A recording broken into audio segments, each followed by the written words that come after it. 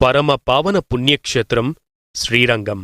ఎన్నో యుగాల చరిత్రను తనలో దాచుకున్న ఈ మహిమాన్విత ఆలయం తమిళనాడు రాష్ట్రంలోని తిరుచిరాపల్లి పట్టణానికి ఆనుకుని ఉభయ కావేరీ నదుల మధ్యలో కొలువుదీరి ఉంది. 7 ప్రాకారాలు, 21 గోపురాలతో 156 ఎకరాల సువిశాల విస్తీర్ణంలో విస్తరించి ఉన్న ఈ దివ్యధామం ప్రపంచంలో అతిపెద్ద హిందూ దేవాలయాల్లో ఒకటి. మనం సాధారణంగా ఎక్కడైనా సరే ఒక ఊరిలో దేవాలయం ఉండటం చూస్తూ ఉంటాం.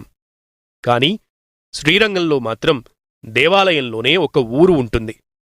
ఇక్కడ మొదటి రాజగోపురం దగ్గర నుండి 3వ రాజగోపురం వరకు అంచలంచెలుగా ఒక పెద్ద పట్టణమే విస్తరించి ఉంటుంది.